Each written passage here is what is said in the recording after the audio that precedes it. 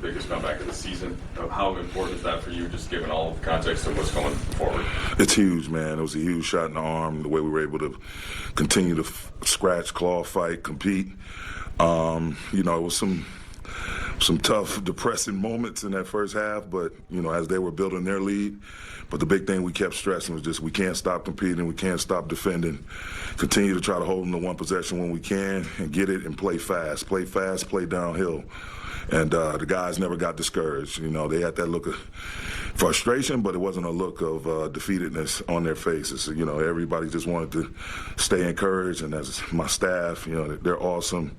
Just bringing the positive energy, clapping it up for the guys in the midst of chaos. But, we got the lead 14 going into halftime and then had a huge defensive third quarter, and I thought that set the tone for the rest of the game. You mentioned the third quarter, Vanderbilt had 8 and 3 steals just in that period alone. How critical was he?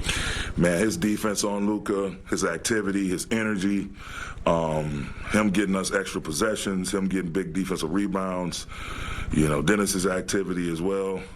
But Vando, that's a tall task, to try to manage that matchup. As skilled as Luka is, one of the top 5 players in our league, easily, hands down.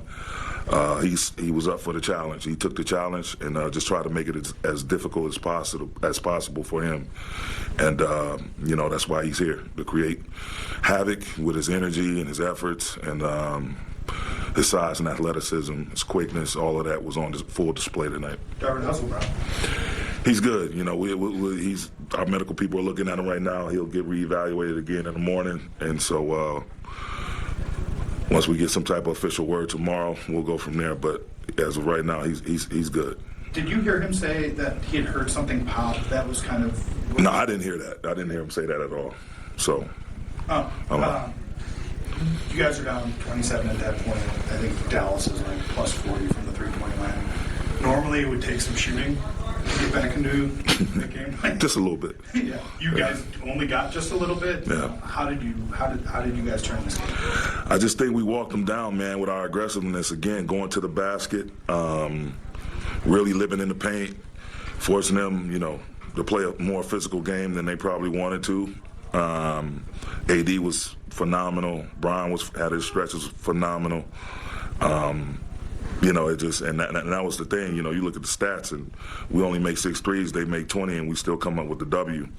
The free throw line, we try to use that as a weapon. To try to constantly, again, play downhill, force the referees to make calls, and to force them to defend us without fouling, and we were able to do that. And again, we didn't settle.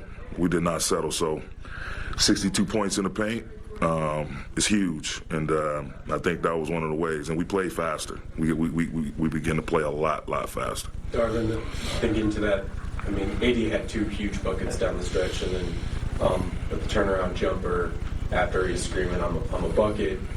That swagger from AD, we've seen it at various points this season. Have you been looking for that since he came back to his injury? How good is it to see?